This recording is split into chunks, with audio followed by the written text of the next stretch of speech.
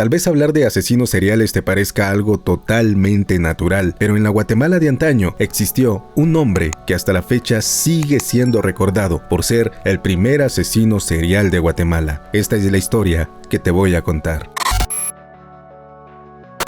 Era el año de 1946, cuando la gente conoció a lo que se conocería como uno de los personajes más odiados de la época. Sus víctimas eran niños, a los cuales torturaba y asesinaba simplemente por poder complacerse junto a su primo, su cómplice. Mientras el mundo estaba enfocado en lo que era la Segunda Guerra Mundial, en Guatemala se ponía de moda un nombre que sigue siendo recordado hasta la fecha. Incluso, salió una película hace algunos años. En una época en Guatemala en donde la revolución todavía se sentía, José María Mikuláš se convertiría en el nombre más escuchado de aquel entonces y todavía resguardado en muchos libros en la actualidad. El total de sus víctimas fueron 15 niños, de los cuales eran procedentes de Chimaltenango, Zacatepeques y Guatemala. No se sabe mucho sobre este personaje. Se cree que sus padres llegaron desde Pachitzía a trabajar a la ciudad de Guatemala. Sin embargo, en la época se contaba que José María Mikuláš había sido producto de un embarazo no deseado. Seguramente muchos se preguntan cómo es que ese dato se rumora. Se dice que fue un acompañante de una de sus celdas cuando fue capturado a quien le confesó parte de su vida. José María Mikuláš en su niñez sufrió muchos estragos, especialmente de parte de su padrastro, persona que maltrataba físicamente a su madre y también al resto de la familia. Se dice que también hubo abusos de otra naturaleza.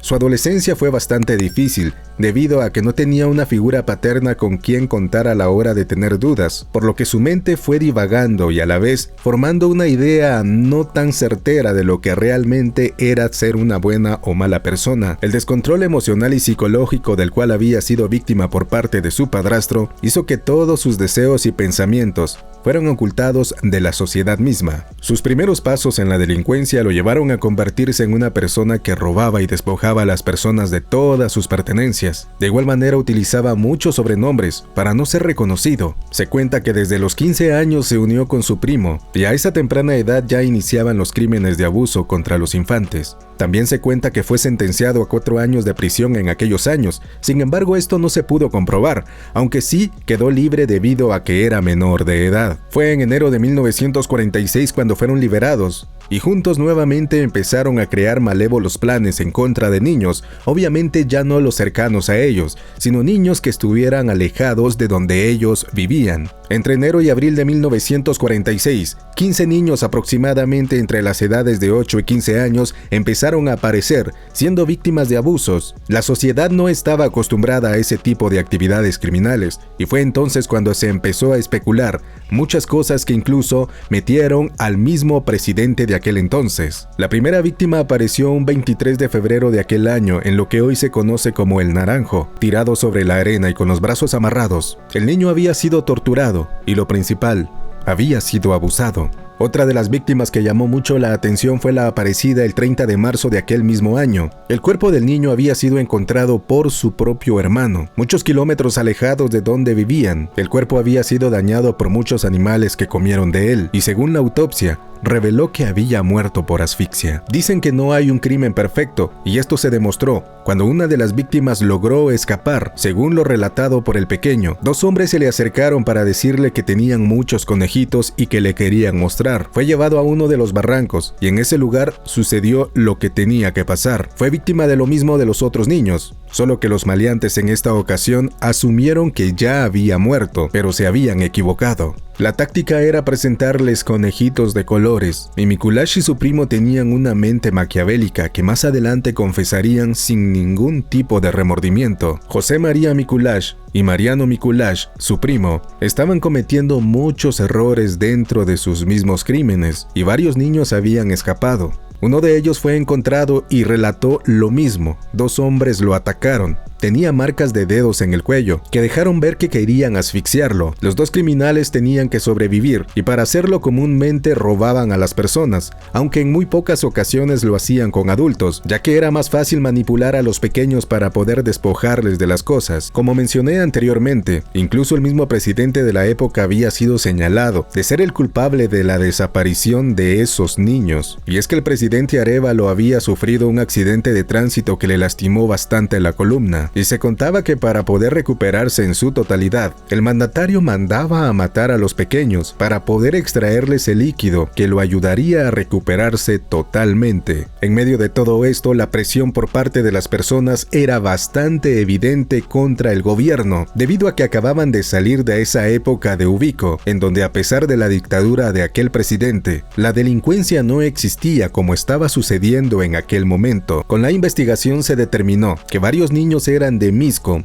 de Antigua Guatemala, de San Juan Zacatepeques, pero sus cuerpos eran abandonados cerca de la ciudad y en Chimaltenango. Fue el 27 de abril de 1946 cuando una anciana logró visualizar a dos hombres sospechosos, pero especialmente detalló a José María Mikuláš, quien tenía una forma muy peculiar de caminar. Los detalló como hombres indígenas, de muy baja estatura. La estrategia de las autoridades fue poner a un niño como cebo.